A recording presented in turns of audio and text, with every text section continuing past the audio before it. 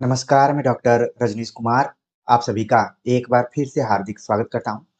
प्रिय विद्यार्थियों, आज के वीडियो लेक्चर में हम टीजीटी हिंदी 2025 के क्वेश्चन पेपर को लेकर आप सभी से चर्चा करेंगे कि आखिरकार आपकी तैयारी के अनुसार पेपर कैसा हो सकता है और आखिरी समय में रणनीति क्या होनी चाहिए। इन सभी बिंदुओं पर हम चर्चा करेंगे और कुछ महत्वपूर्ण बातों की तरफ भी आपका ध्यान ले जाएंगे जो कि आपकी तैयारी से कहीं न कहीं जुड़ा होगा। तो आज का वीडियो लेक्चर उन विद्यार्थियों के लिए ज़्यादा महत्वपूर्ण होगा जो पिछले 6 महीनों से तैयारी में लगे हुए हैं।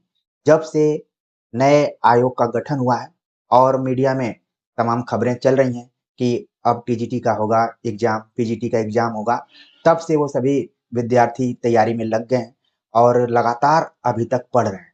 बीच में वो किसी भी अफ़वाह पर ध्यान नहीं दिए और अपनी तैयारी में लगातार लगे रहे। उन विद्यार्थियों के दृष्टिकोण से आज की चर्चा काफ़ी महत्वपूर्ण होने वाली है।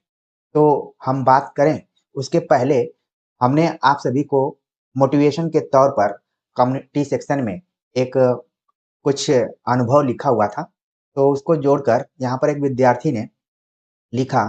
हमने जो भी लिखा था वो नाविक, नाव और नदी ये जोड़ते हुए प्रतीकात्मक तौर पर लिखा था और ये हिंदी एकेडमी के नाम को सार्थक करता है। तो कई बार क्या होती हैं बातें हम बोलकर आपको समझाते हैं, कई बार उसको लिखकर बताते हैं। तो दोनों चीज़ों का अलग-अलग प्रभाव होता है। कई बार हमने महसूस किया है कि बोली गई बात उतनी प्रभावशाली नहीं होती है जितनी कि लिखी गई बात होती है। तो हर एंगल से आप सभी को कुछ न कुछ नए तरीके से उत्साहित करने का प्रयास किया जाता है। उसी प्रयास में हमने एक छोटी-सी स्टोरी लिखी या फिर आपको मोटिवेशन के तौर पर कुछ पंक्तियाँ लिखी थी। तो एक विद्यार्थी ने कमेंट किया कि वह नाविक क्या, नाविक की धैर्य की परीक्षा क्या, जिसमें धाराएँ प्रतिकूल नहीं हो। गुरुदेव सब कह रहे हैं कि तुम किसी कोचिंग का टेस्ट नहीं ली हो, यही गलत कर रही हो। लेकिन मैं बस यूथ, उमेश तिवारी की ऑब्जेक्टिव बुक और आपकी क्लास इतने पर निर्भर हूँ। तो इस तरीके के कई विद्यार्थी होंगे। आप लोगों में से ढेर सारे ऐसे विद्यार्थी होंगे जो कि कोचिंग को लेकर या फिर कोर्स खरीदने को लेकर काफ़ी टेंशनाइज़ होंगे कि हमने तो इस काम को नहीं किया, तो क्या मैं इस परीक्षा लायक हूँ कि नहीं? तो इस बिंदु पर भी हम बात करेंगे, ठीक है? तो सबसे पहले आपको ध्यान में रखना है कि आप अपने को मानसिक रूप से मजबूत कीजिए, मनोवैज्ञानिक रूप से अपने को संयमित रखिए, नहीं तो आपको पीछे करने की रणनीति तमाम आप ही के बीच के लोग अपनाते हैं, जिसमें आपने प्रायः सुना होगा कि तुमने कोचिंग नहीं किया है, तो इस परीक्षा को तो बिल्कुल नहीं निकाल पाओगे। कई बार आपने ये सुना होगा कि आप देखने में बिल्कुल ठीक हैं, लेकिन अगर आपको डिमोटिवेट करना है, तो सिर्फ़ इतना ही कहने की ज़रूरत है, आपका चेहरा बहुत उदास लग रहा है, आप बहुत टेंशन में लग रहे हैं, आपकी तबीयत ठीक नहीं लग रही है, जबकि आप एकदम बेहतर हैं, सब कुछ आपका ठीक है। और फिर रिजल्ट को लेकर कि पता नहीं इतना मैं पढ़ रहा हूँ, मेरा रिजल्ट आएगा कि नहीं आएगा, तमाम बातें आती हैं जो कि आपको मानसिक रूप से विचलित करती हैं। और ये बातें सभी विद्यार्थियों से जुड़ी हुई हैं, चाहे जो हज़ारों रुपए देकर कोचिंग कर रहा हो, वो भी उतना ही डर रहा है। अगर कोई अपने से पढ़ाई कर रहा है, ईमानदारी से पढ़ाई कर रहा है, वो भी उतना ही डर रहा है। तो यहाँ पर सबसे बड़ी चीज़ आपको ध्यान में रखना है कि मनोवैज्ञानिक रूप से अपने को मानसिक रूप से मजबूत करें। किसी की बातों में ना आएँ। जब मैं आप सभी से चर्चा कर रहा हूँ, तो मई के दूसरे सप्ताह में टीजीटी का एग्ज़ाम प्रस्तावित है। इसको लेकर भी बहुत सारी चीज़ें चल रही हैं कि होगी कि नहीं होगी, क्या होगा? लेकिन ये मानकर चलिए कि निश्चित है। तो दूसरे सप्ताह में यानी कि लगभग आपके पास 15-20 दिन का समय बचा हुआ है। तो इसमें आपको क्या करना चाहिए? इसमें आपको इन तमाम हतोत्साहित करने वाली बातों को दरकिनार करते हुए, इग्नोर करते हुए, आपको अपने ऊपर विश्वास करते हुए पढ़ना है। आपको अपने पास क्या रखना है?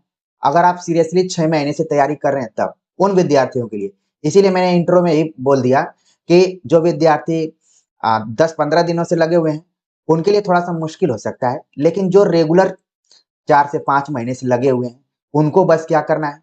वन लाइनर की बुक्स जो आपके पास होगी सरस्वती गोविंद पांडे की, उसको नियमित रूप से कंसंट्रेट होकर पढ़ना है। फिर पिछले साल के क्वेश्चन पेपर का जो भी आपने बुक खरीदा होगा यूथ पब्लिकेशन की, उस किताब को आपको पूरा बढ़िया से पढ़ना है। जो भी पिछले साल के क्वेश्चन पेपर आए हुए हैं उनको बढ़िया से रिवाइज करना है, अपने दिमाग में बैठा लेना है। एक तरीके से कहें कि इन शेष दिनों में 15-20 दिनों में आपको प्रश्न और उत्तर दोनों को ध्यान में बिल्कुल से रख लेना है, ताकि अगर रिवाइज टाइप से क्वेश्चन आए तो आपका गलत ना हो। यहाँ से आप बढ़त बना सकते हैं। अब ये सारी चीजें बीती हुई बात हो सकती है कि आपने कोचिंग किया था कि नहीं किया था, ठीक है। ये सारी चीजें अब आपको प्रभावित ही नहीं करेंगी। अब आपकी सेल्फ रणनीति जो होगी वो आपको आगे बढ़ाएगी। तो आपको वन लाइनर बुक में सरस्वती गोविंद पांडे की पढ़नी है। पिछले साल के क्वेश्चन पेपर के लिए यूथ पब्लिकेशन की किताब को अच्छे से पढ़ना है। अगर देखा जाए 2011, 13, 16, 21 के क्वेश्चन पेपर को हर हालत में बढ़िया तरीके से आप पढ़ लीजिए। इसके बाद आपने जो इस चैनल से पढ़ाई करते हुए सेल्फ नोट्स बनाया हुआ है या फिर एक दो और चैनल्स को आपने फॉलो किया है जो कि आपको समझाने में मदद किया होगा, तो उसके नोट्स को आप पढ़िए। जो आपने खुद अपने से बनाया होगा उसको पढ़िए और अपने से बात कीजिए। बार बार आप अपने को समझाइए कि इस परीक्षा के लिए मैं बिल्कुल तैयार हूँ, तमाम बाधाएं आएंगी, मैं धैर्य को नहीं छोड़ूंगा, अच्छे से परीक्षा में जाऊंगा, पेपर को हल करूंगा और जो भी चीजें यहाँ बतलाई गई हैं उसको ध्यान में रखते हुए अपना एग्जाम दूंगा। ये सारी चीजें आपको खुद से बात करना है। मैं तो जब अपने प्रतियोगी जीवन को याद करता हूँ तो लगता है कि जितना आप अपने से बात करते हुए चीजों को समझते हैं वो कहीं भी कोचिंग या फिर जो भी आपको गाइडेंस देने वाला है वो भी नहीं समझ पाता है। तो अपने से बात कीजिए इस समय। हाँ, मूल किताबों में आचार्य रामचंद्र शुक्ल का इतिहास ग्रंथ आप पढ़िए। कैसे पढ़ना है ये सारी चीजें मैं आप सभी को बतला दिया हूँ। मैंने आप सभी से कहा था कि एग्जाम के पहले पहले मैं शुक्ल जी को खत्म कर दूंगा और उनका इतिहास ग्रंथ हमने समाप्त कर दिया। कुछ प्रैक्टिस सेट भी लाया और आगे लाता रहूंगा। अब ये नहीं है कि आप हाथ पे हाथ धरे बैठे रहेंगे कि आप कब लाएंगे। आप भी अपने से पढ़िए, क्योंकि अगर कोई एक कदम चल रहा है तो आप 2 कदम चलिए। ठीक है, इस तरीके से कदमों को आगे बढ़ाना है। तो आचार्य रामचंद्र शुक्ल, बच्चन सिंह की किताब को अच्छे से आपको पढ़ना है, क्योंकि हमने हाल फिलहाल में क्वेश्चन पेपर को देखा है तो इन दोनों किताबों से सवाल पूछे जा रहे हैं। जहां तक संस्कृत की बात है तो हमने आप सभी को एक नोट्स चैनल पे ही वीडियो फॉर्मेट में पढ़ाया हुआ था, उसके बाहर कोई प्रश्न नहीं आएगा। हो सकता है कि बस मॉडिफाई रूप में या फिर थोड़ा सा घुमाकर सवाल पूछा जाए, लेकिन उस नोट्स से ही आपका काम चल जाएगा। इतना बस ध्यान में रखिए। इसको लेकर बहुत परेशान होने की जरूरत नहीं है कि क्या पढ़ें, एक्स्ट्रा क्या पढ़ें, कुछ नहीं पढ़ने की जरूरत है। अब आप मान लीजिए अपने से पढ़ना चाहते हैं कि प्रैक्टिस सेट खूब कहाँ से करें। तो अगर आपने कोई कोचिंग नहीं ज्वाइन की है, कुछ नहीं किया हुआ है, तो एक काम आप करिए कि यूपी के जितने भी शिक्षक एग्जाम हुए हैं उनके क्वेश्चन पेपर को सभी किताबें फॉर्मेट रूप में आपको दुकान से मिल रही हैं। यूथ ने कई अलग अलग तरीके से किताबें निकाली हुई हैं, वहां से देखिए। तो यूपी के शिक्षक भर्ती को जितने प्रश्न पत्र हैं उनको आप एकदम से रिवाइज कर जाइए, क्योंकि अगर मैं एकेडमिक के दृष्टिकोण से देखूं तो मुझे भी बीए और एमए का क्वेश्चन पेपर बनाने के लिए दिया जाता है। तो मैं देखता हूं कि पिछले साल किस तरीके के प्रश्न पूछे गए थे। उसमें से कुछ क्वेश्चन रिपीट हो जाते हैं, कुछ क्वेश्चन नए हो जाते हैं। और यही जब एक्सपर्ट को दिया जाता है, जो आप लोगों का क्वेश्चन पेपर जब मैं आप सभी से चर्चा कर रहा हूं तो हो सकता है कि बन भी गया हो, तो एक्सपर्ट पुराने क्वेश्चन पेपर को देखते हैं। वो ये नहीं देखते हैं कि फला व्यक्ति फला कोचिंग में क्या पढ़ा रहा है, उनसे कोई लेना देना नहीं। पुराने क्वेश्चन पेपर को देखते हैं, उसी में से प्रश्न को छांटते हैं, उसी में से कुछ प्रश्न रिवाइज हो जाते हैं, कुछ थोड़े से नए फॉर्मेट में आ जाते हैं। उस चीज को आप समझिए कि पेपर बनते कैसे हैं, ये सारी चीजें आप देख लीजिए। बाकी तो आप जितना प्रैक्टिस करेंगे वो आपके ही हक में होगा। तो जो बच्चे खुद से पढ़ाई कर रहे हैं और वो कम से कम यूपी के शिक्षक भर्ती से रिलेटेड जितने भी एग्जाम हुए हैं 10 साल 15 साल पहले के, उनके क्वेश्चन पेपर को एक से अधिक बार रिवाइज कर लें। फिर प्रैक्टिस करना चाहते हैं तो राजस्थान पब्लिक सर्विस कमीशन से स्कूल ग्रेड की जो भी परीक्षाएं हुई हैं, असिस्टेंट प्रोफेसर हिंदी की जो भी परीक्षाएं हुई हैं, वहां से क्वेश्चन पेपर को देखिए। आपकी तैयारी बहुत अच्छी दिशा में चली जाएगी। उत्तराखंड का जो भी टीजीटी पीजीटी का एग्जाम हुआ है वहां के क्वेश्चन पेपर को देखिए। हिमाचल प्रदेश का मिल जाए तो उसको देखिए, हरियाणा का मिल जाए तो उसको देखिए, बीपीएससी ट्री इधर लगातार खूब एग्जाम करवाया है, तो उसके क्वेश्चन पेपर को आप देख लीजिए हिंदी का, ठीक है। एमपीपीएससी भी एग्जाम करवा रहा है, तो वहां के क्वेश्चन पेपर को देख लीजिए। और यूजीसी नेट के यूनिट 2 का जो यूनिट 2 और यूनिट 3 अगर हम कहें तो काव्य शास्त्र और हिंदी साहित्य का इतिहास और भाषा विज्ञान को भी जोड़ सकते हैं, जो आपने पढ़ा होगा। मैं उम्मीद करता हूं कि जितने भी विद्यार्थी यहाँ पर जुड़े हैं वो टीजीटी के लिए भी एलिजिबल हैं, पीजीटी के लिए भी एलिजिबल हैं और यूजीसी नेट का भी एग्जाम दे रहे होंगे और घुमा फिरा कर उनकी तैयारी बहुत अच्छी चल रही होगी। अगर ईमानदारी से इस चैनल को फॉलो किए होंगे तो निश्चित तौर पर, क्योंकि मैंने कभी भी आपके समय के को अपव्यय के रूप में नहीं दिखाया, कभी बर्बाद अपने जाने में तो कभी बर्बाद करने की कोशिश नहीं किया है, टू दी पॉइंट ही रहने का प्रयास किया है। और मुझे लगता है कि जो फॉलो किया होगा, अगर कोई कोचिंग भी करता रहा होगा वो भी आके देखता रहा होगा, तो फिर आप कैसे पीछे हो जाएंगे। कोचिंग का मतलब है मनोविज्ञान से जुड़ा हुआ है। बहुत सारे लोगों को लगेगा कि मैं कोचिंग नहीं किया हूं तो मैं पिछड़ रहा हूं। कोचिंग उनको करने की जरूरत है जो कि कभी स्कूल कॉलेज गए ही नहीं और अचानक उनको बोल दिया गया कि भाई आपको तैयारी करना है यूपी टीजीटी पीजीटी का, तब कोई कोचिंग में उनका एडमिशन होता है। नहीं तो अगर कोई बीएचयू से पढ़ाई कर रहा है, इलाहाबाद से पढ़ाई कर रहा है, जेएनयू से पढ़ाई कर रहा है, डीयू से कर रहा है, जामिया से कर रहा है या फिर लखनऊ से कर रहा है, कोई भी सेंट्रल यूनिवर्सिटी से पढ़ाई कर रहा है और उसका हिंदी बेस अच्छा है, तो फिर उसको कोचिंग की जरूरत ही नहीं है। कोचिंग तो मात्र एक मैं कहूं कि आपको बस मनोवैज्ञानिक बढ़त के लिए, बाकी और कुछ नहीं।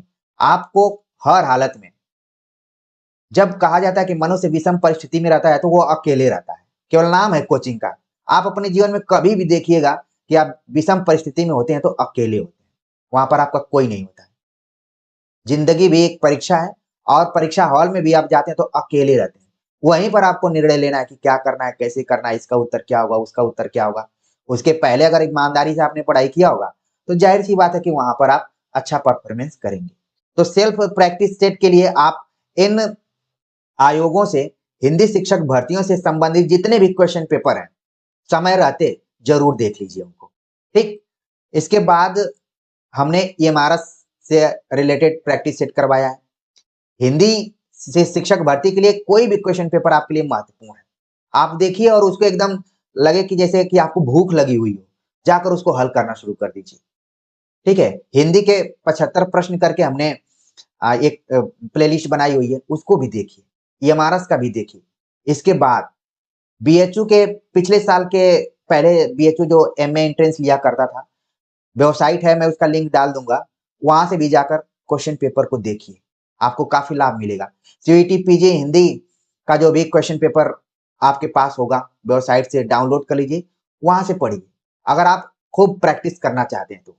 कोचिंग वाले क्या करते हैं, इन्हीं सभी प्रश्नों को इधर उधर से करके अपना आपको सेट तैयार करके देते हैं और सामने आपको बना बनाया मिलता है, आप उसको करते हैं। थोड़ा सा आपको अपने से भी एक्स्ट्रा करना पड़ेगा, तब आपके अंदर मनोवैज्ञानिक रूप से जो आप पिछड़ रहे थे वो गजब का आपके अंदर उत्साह आएगा। ये चीज आपको बनाना है और वही उत्साह आपको सफलता तक ले जाएगा।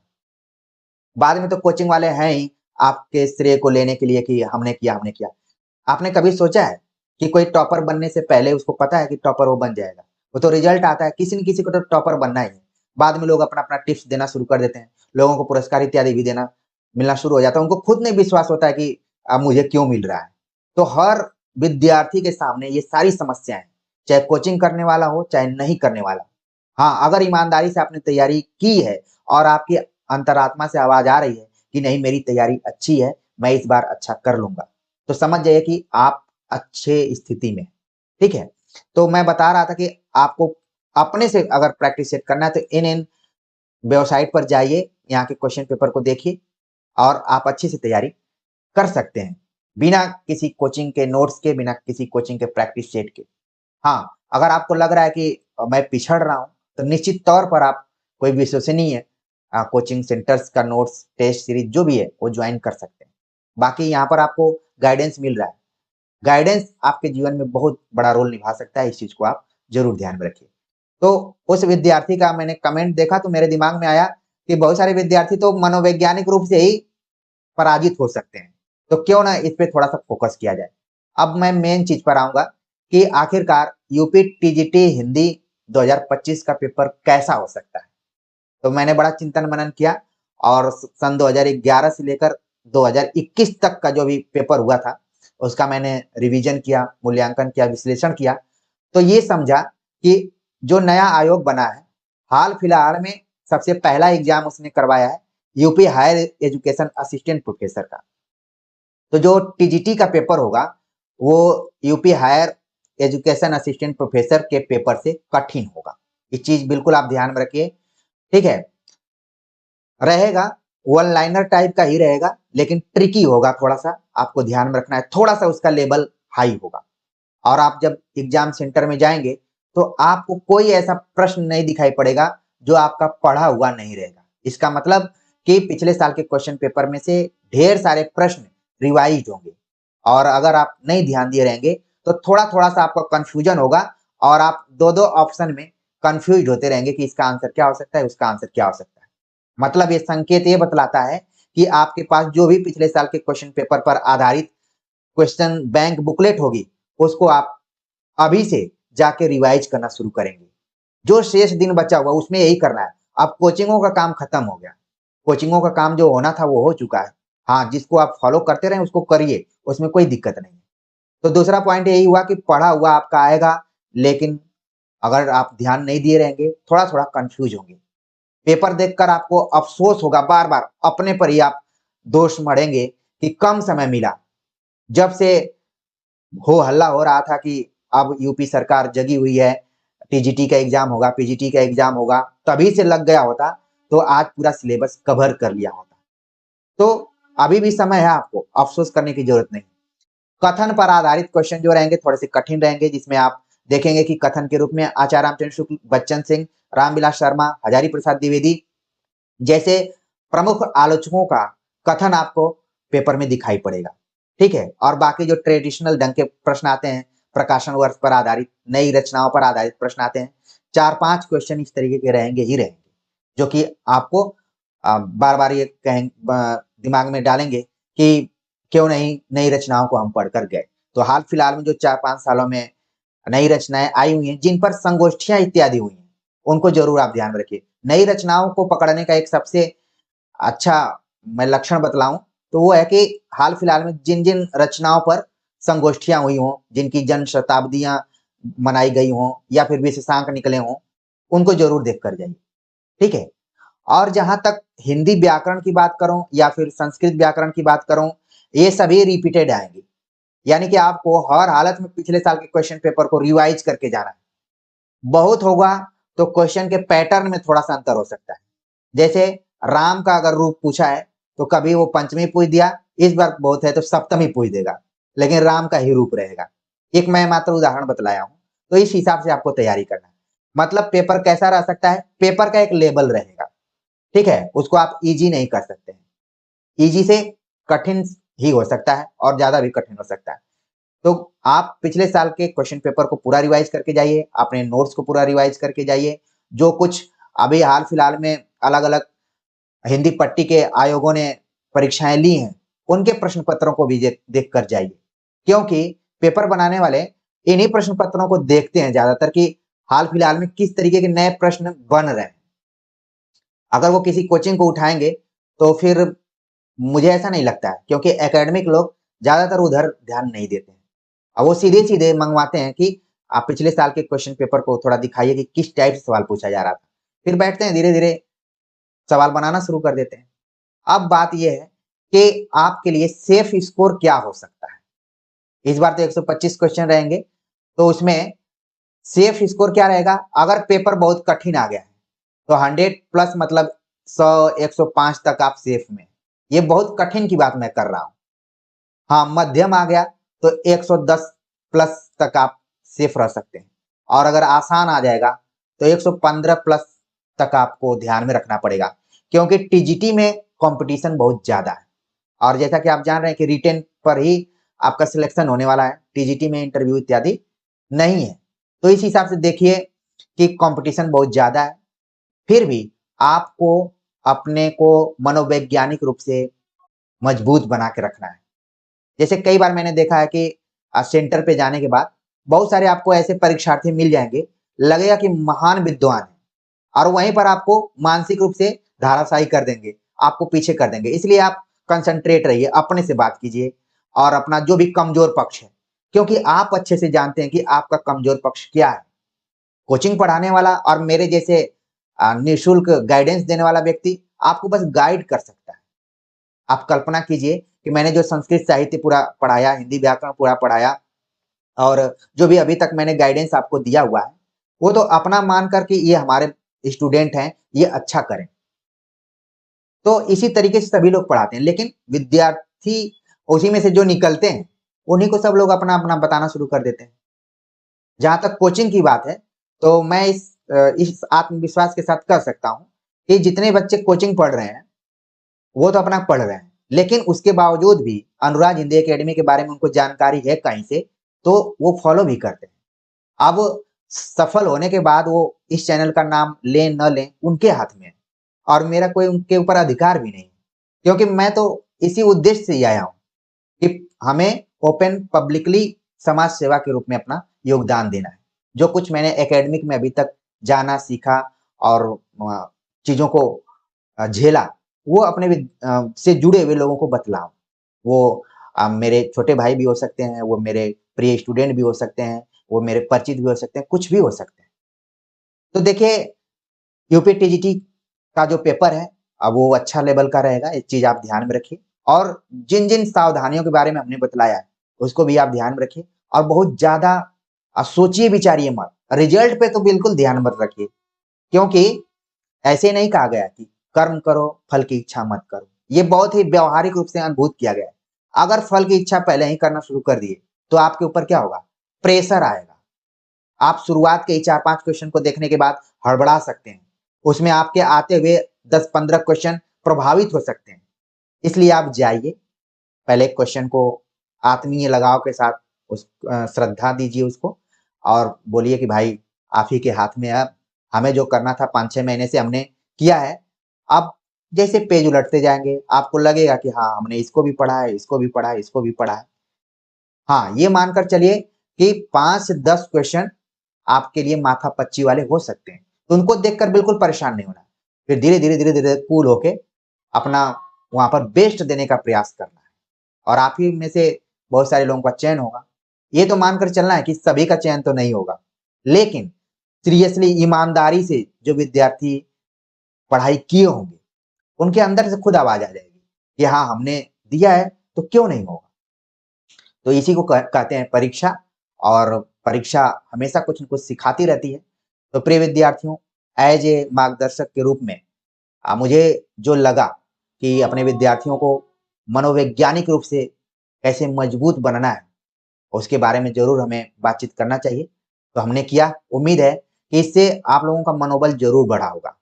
अब एकदम से वो भेद मिट गया कि कौन कोचिंग पढ़ रहा था, कौन नहीं पढ़ रहा था। आप यहाँ से भी अगर पढ़ रहे थे, तो अच्छा ही पढ़ रहे थे। पिछले साल के क्वेश्चन पेपर को पूरा एकदम से रिवाइज़ करके बढ़िया से जाइए। बिल्कुल कोताही मत बरतिए, क्योंकि अगर दोहराया हुआ प्रश्न आए और गलत कर दिए, तो समझ जाइए कि वहीं से आप पीछे हो रहे हैं। तो उम्मीद है कि मेरी हर एक बात को आप अच्छे से समझे होंगे और उसी तरीके से उसका पालन करेंगे। परीक्षा हॉल में जैसे ही आप जाएँगे, आपको लगेगा कि सब कुछ तो मेरा पढ़ा हुआ ही है। इस बार चयन पक्का है। तो आप सभी के कमेंट का इंतज़ार रहेगा। मिलते हैं एक नए टॉपिक के साथ, तब तक के लिए नमस्कार।